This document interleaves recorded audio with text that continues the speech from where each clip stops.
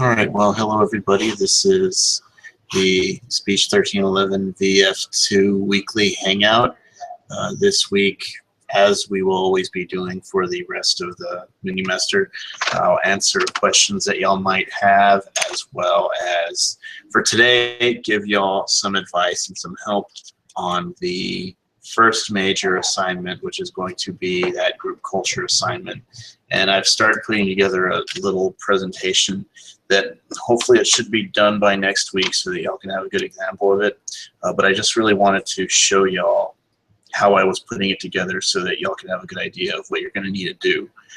But for the first presentation, it is going to be pretty simple. And if you've been keeping up with readings, I'd specifically focus on chapter 6 because this is going to be the one that explains a lot of what we're going for. What y'all will be doing, and you can do this in a group. The ideal group size is 5 members because there's going to be 5 areas that I'm going to want y'all to research for the presentation. But if you want to do this by yourself, you can. Also, if you want to have less people than 5, that's okay. But really, however you would like to complete it is, as long as it gets done, I'm okay with that. But the more people working together on it, the less work everyone else is going to have to do in general. And what you'll be doing is you'll get your group or be alone and pick a country. I want you to send me an email about which country you'll want to present on, and it should be a modern country that exists now. This isn't a history project. We're going to research as up-to-date information as possible as we can. What you'll be doing is you'll pick your country, and then you're going to research 5 areas of communication for that country. And those areas are going to be the verbal communication, which is the languages they speak there, or language if they only speak one. It can also be slang words, research on that. And for this presentation only, you can research curse words, because my justification is I want y'all to pick a country that you want to travel to sometime in your life, and if someone calls you that country's equivalent of like a butt, I'm going to want you to know that you're being called that. So for the presentation only, it's okay, maybe even a little encouraged to swear, but in a very controlled way, and I'll kind of show you all how in a little bit. But yeah, language is going to be one thing that you'll be researching. After that, it's going to be nonverbal communication, because we talk about verbal communication. We'll talk about nonverbal communication as well, and this would include things like gestures, what hand or body motions are appropriate and inappropriate, because the thumbs up here means good job, but in other countries it means other things that are pretty vulgar. So I'm going to want you to find out for the country, stuff like that, gestures. Also, nonverbal behaviors as to what's acceptable and unacceptable in general. Maybe what I'm going to show y'all for the presentation I'm putting together right now, I haven't found gesture information yet, but I have found something over etiquette and customs like gift giving and greetings. So all those things could fit into nonverbal communication. Now, another thing that you'll present after that nonverbal communication is going to be the gender differences. And what I mean by that is, think about it. In the United States, men and women treat each other a specific way. There's certain norms or acceptable and unacceptable behaviors related to how people should interact in terms with, how men interact with each other, how women interact with each other, and how men and women interact with each other, and everything in between. So what you'll do is, I guarantee the concept of masculinity and femininity is going to be different in this country as it would be the country that you're going to research, and I want you to research what exactly that means. So is there equality? Is there still some restrictions on acceptable behaviors by men and or women? One example you could say is Saudi Arabia. As a hyper-masculine country, they still have a lot of restrictions on what women can and can't do. So that kind of thing. So that's what I want you to research, what it means to be masculine and or feminine in that country. After that, what you'll be doing is researching what's a typical family in that country. What is normal for family members. We learn a lot of our communication from our families, and so what is a typical family? Now, it's very important. I say typical, I don't mean normal, because what's normal for some people isn't normal for the others. Whereas if it's typical, like in the United States, you have typical families. You have the nuclear family, husband, wife, 2.5 kids. I think the 0.5 is either a pet or a baby, whatever the family wants. But in all the United States, you also have, single parents raising the children.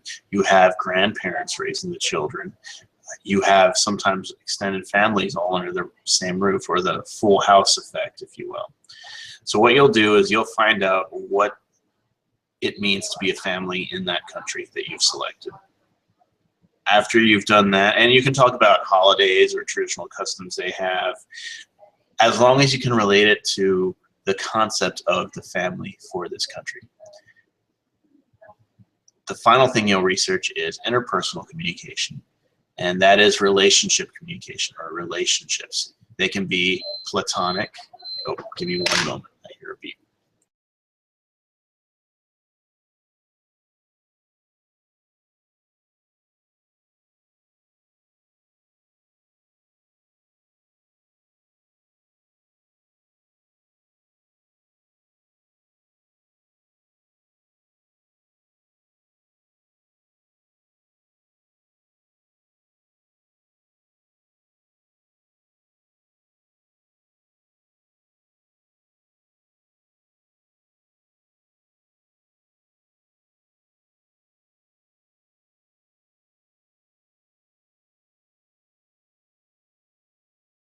Okay, I thought my oven was about to burn my house down, but it didn't. I'm still here, so okay.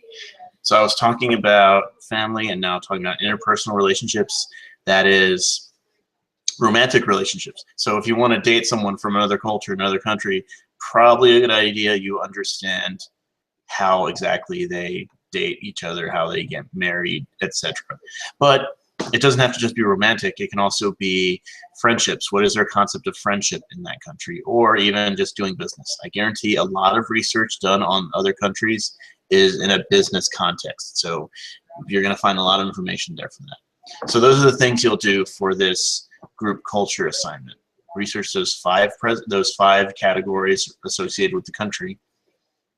And then you're going to present the information through PowerPoint. Now this is where it might be a little weird, but it's not difficult at all, and I think it allows for a lot of collaboration, if y'all will.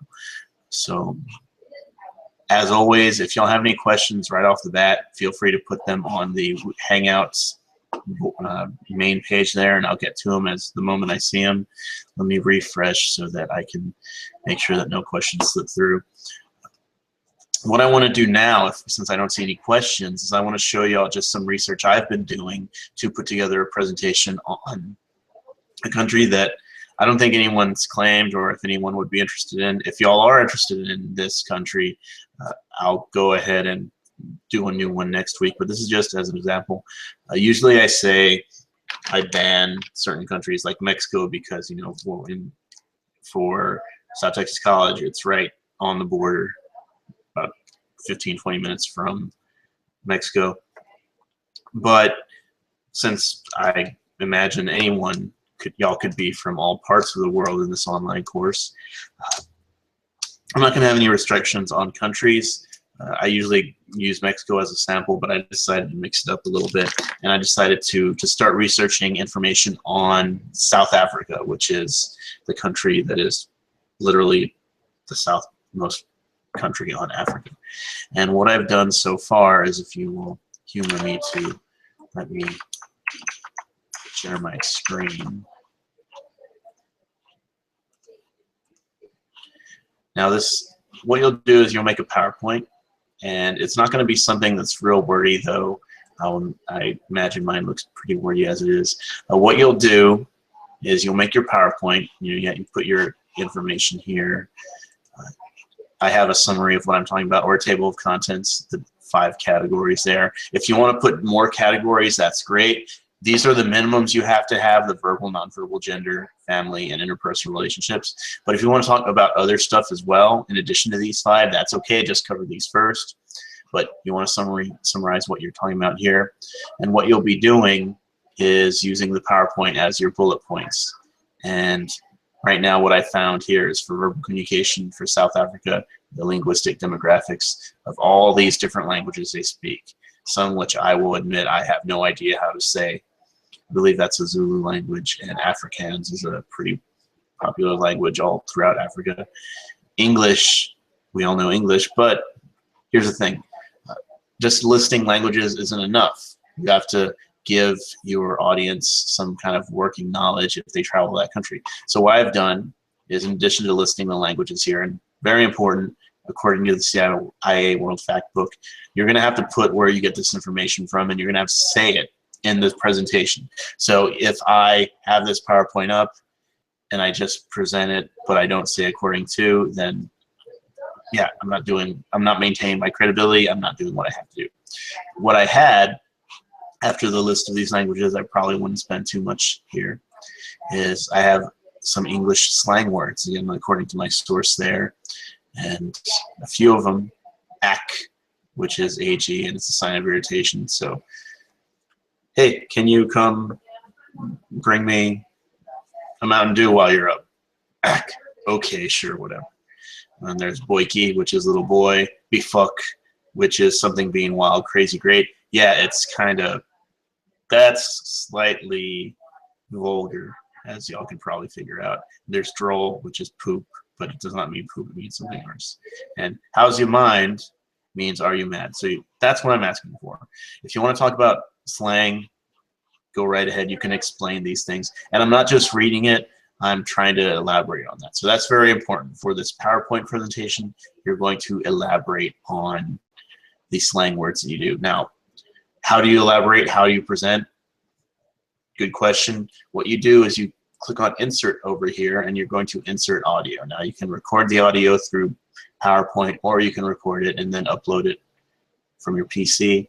But you record it, and there'll be a little audio sign there, and this should save with your PowerPoint. Make sure you double check on a different computer that you can access it, because if you record it and it works on your computer, but it doesn't work on my computer, that's going to be a big deal.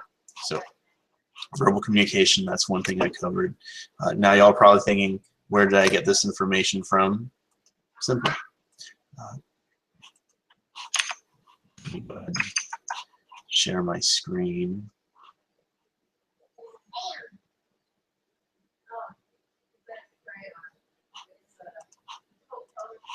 Okay, so a few important websites that I'll share on the group right now. One is this one called quintessential.co.uk.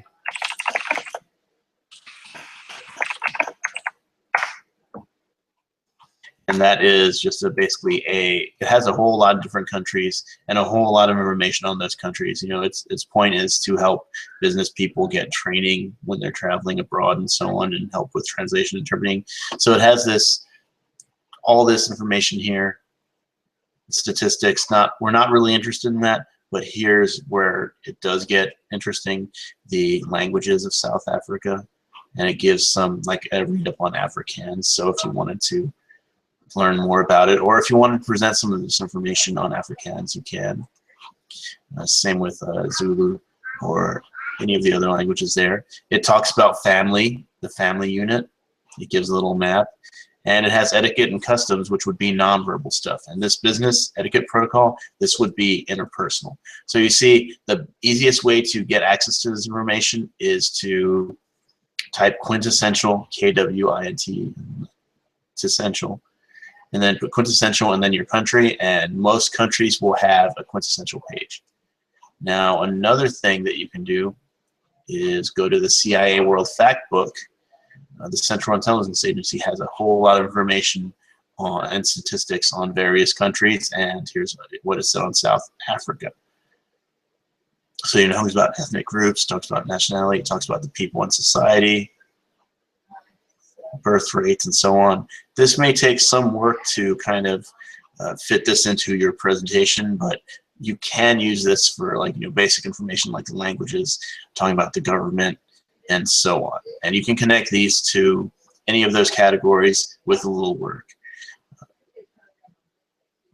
So communications, telephones, and so on. So CIA World Factbook, just cia.gov, publication of World Factbook. So yeah, there's one thing you can use. Another one is gerthofstede.com, and this is directly related to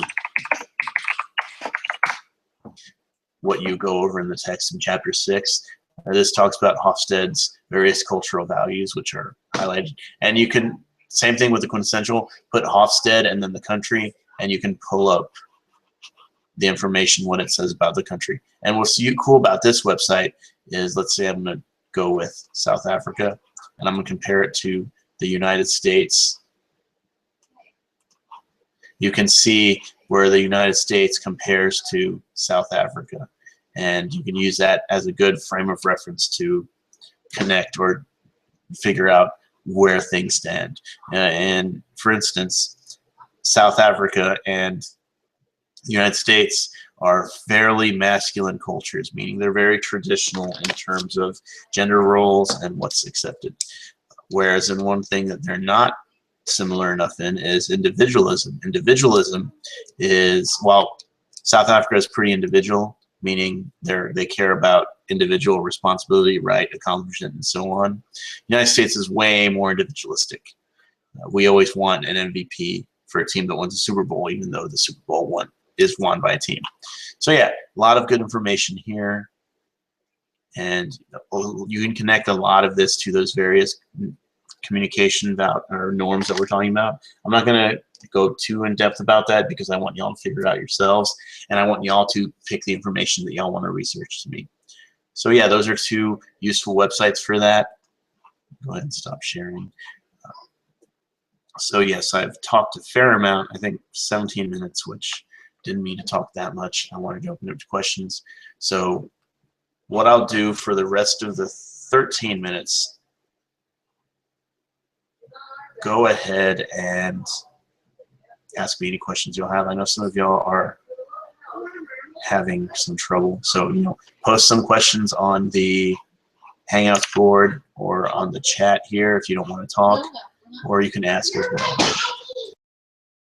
And forgive me, my daughter is kind of running around getting in trouble, so that might be the noise in the background y'all hear. So yes, I'll go ahead and open it up to questions for the remaining time. That's all I got, so if none of y'all have any questions or anything, we may wrap it up, but I will be willing to answer any questions y'all have.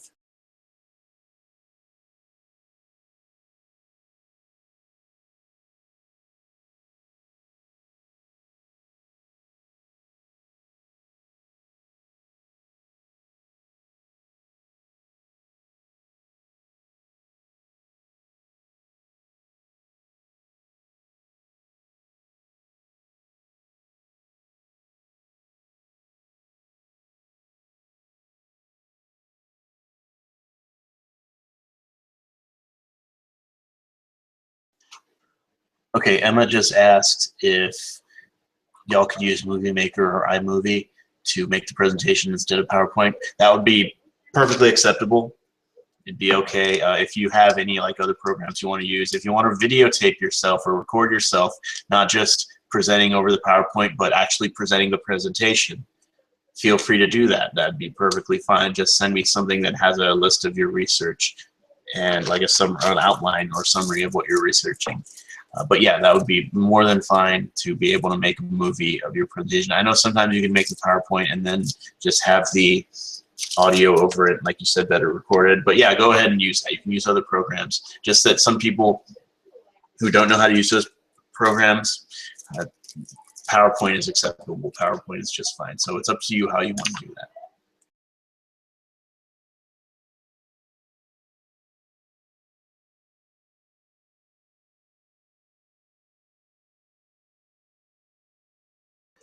All right, Michael asks if this is due by Friday. If that's what the course syllabus says. For this assignment, it's not due by Friday.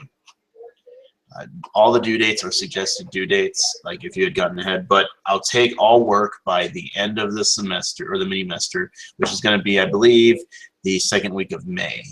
So it's not due by Friday, but you don't want to get too far behind because, again, you only have about a month and a half to complete all this work, and it is going to take a while to work through these things. And I'll take into account that you don't have nearly as much time to perfect everything, but you do have to complete all the work for the grade. So it's not due by Friday, due by the end of the mini-mester, but you're going to want to get these done ASAP. The due dates on the syllabus are just guidelines, so keep that in mind. But it's okay if you get behind based on them. There's still plenty of time to do everything.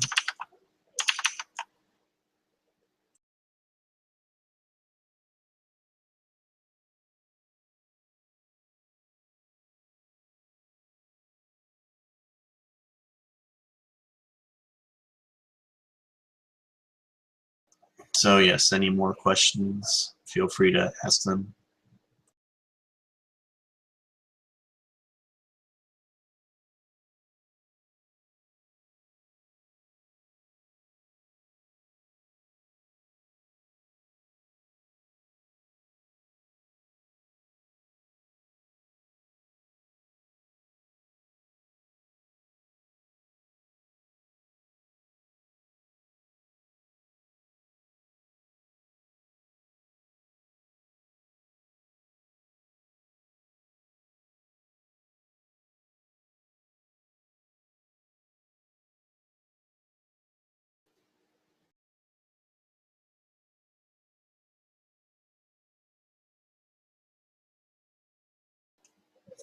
All right, well, we do have about 9 minutes left, so I'll give it about maybe a few more minutes and then I'll stop broadcasting.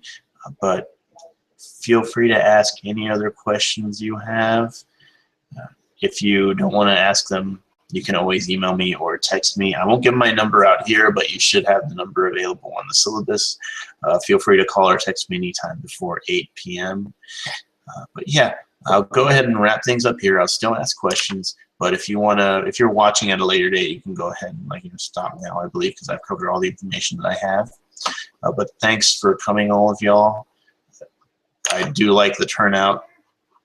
I forget how many people we had last week, but still, this is good. Do like how we have 5 people here, maybe more. Who knows? I think 6. Anyways, thanks everybody for. Oh yeah, Trisha just asked. It's an individual project. You can do this by yourself or with a group. It's up to you.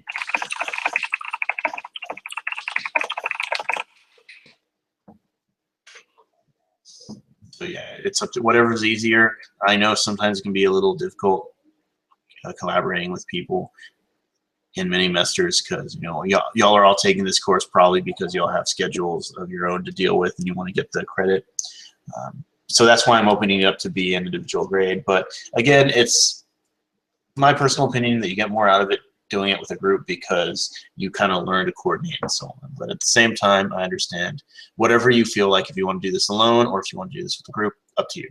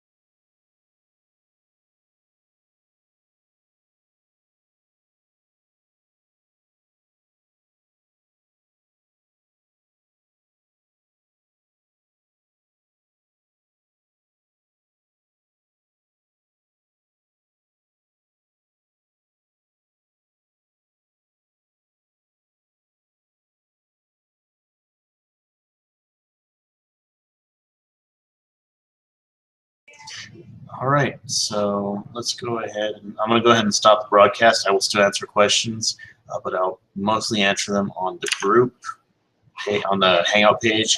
Thanks for coming. Y'all have a wonderful week, and good luck with all your work.